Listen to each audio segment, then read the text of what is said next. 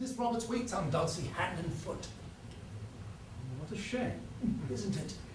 Why should Dulcie be waited on hand and foot? Oh, I don't know. She's so, well, not exactly ill. Ill? She's as strong as a horse. She always was. Yes, I can't remember when she'd had anything really the matter with her, but she always seems so tired. Keeps wanting to lie down. But she's not an invalid. She's a mollusk.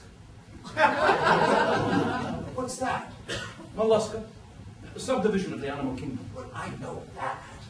Don't know whether the Germans have yet noted that many mammalia display characteristics commonly assigned to the mollusc. I suppose the scientific explanation is that once a mollusk married a mammal, and they're descendants of the human mollusk.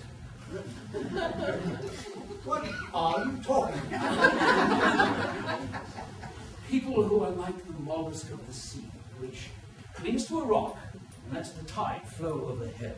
People who use all their energy and ingenuity in sticking rather than moving. People in whom what I call molluscry is as dominating as an inborn vice. And it is so catchy. Like one mollusk will infect an entire household. We all had it at home. Mother was quite a famous mollusk at that time. Bedridden for 15 years. And then all of a sudden, don't you remember, she got up to Dulcie's wedding. And to the amazement of everybody, she tripped down the aisle just as lively as a kitten, then returned to her bed until she heard of something else she wanted to go to. Probably a garden party. The father, he was a mollusk, though he called it being conservative. We might just as well have stayed in bed. Ada, Charlie, Emily, all more or less mollusky, but Dulcibella was the queen. You don't often find as strong and healthy a specimen of a mollusk as our Dulcie. I'm a born mollusk. You? Not yet. I'm energetic now, but I'm only artificially energetic. I have to keep on myself all the time, make myself do things. That is why I chose the vigorous West. I wandered from camp to camp. I made a pile of money in Leadville. I gambled it all away. Made another in Cripple Creek. I gave that to the poor. If I got another, I should chuck it away. Don't you see why? Give me confidence. Nothing to work for, nothing to worry about from day to day. I should soon become just as famous a mollusk as dear old mother was. Is molluscry the same as laziness? No, not altogether. You see, the lazy flow with the tide. The mollusk uses force to resist pressure. It is amazing the force that a mollusk will use to do nothing when it would be much easier to do something. It's no fool, mind. A mollusk can be the most powerful creature. Like it will wriggle and squirm and even fight, all from the instinct not to advance. There are wonderful things about molluscry, things that make you shout with laughter. But it's sad enough, too. Ruins a life so. Not only the life of the mollusk, but all the lives in the house where it dwells. Is there no cure? Well, I should say, with a mollusk, always a mollusk. But it's like drink or any other vice.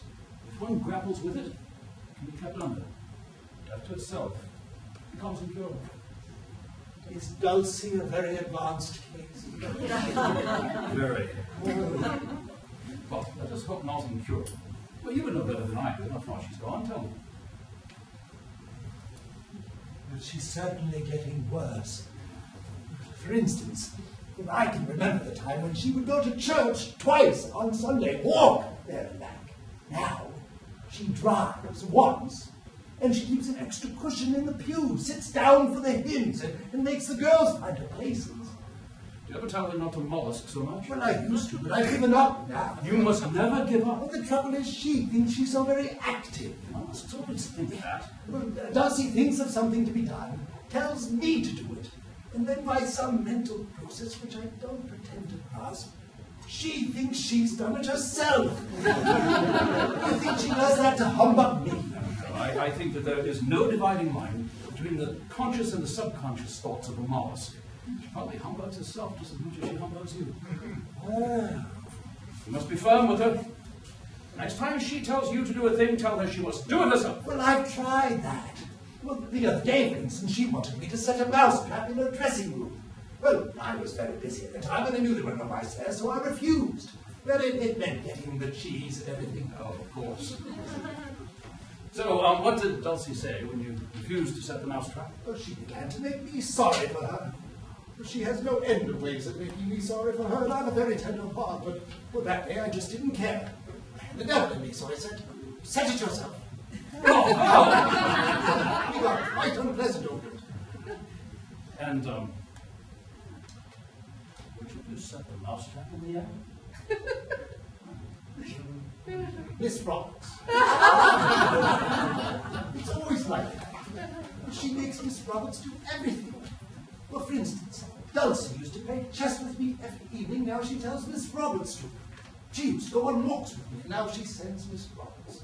Well, Dulcie was never energetic, but well, we used to have some good times together. Now I can't get her to go anywhere or do anything. Not very amusing for you. Yes, it does rather take the fun out of everything.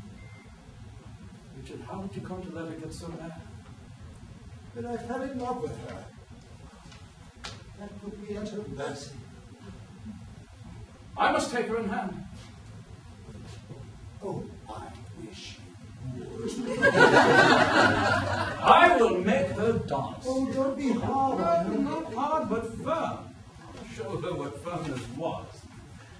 Brother is the perfect person to undertake the education of a mollusk, because his firmness will be tempered with affection, but his affection will not be undermined by romance or sentimentality.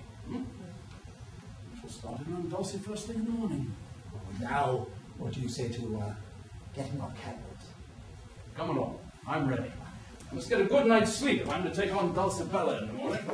Although I don't anticipate any problem. No, a woman isn't that difficult to manage if a man takes her the right way. You just leave her to me, old chap. You just leave her to me.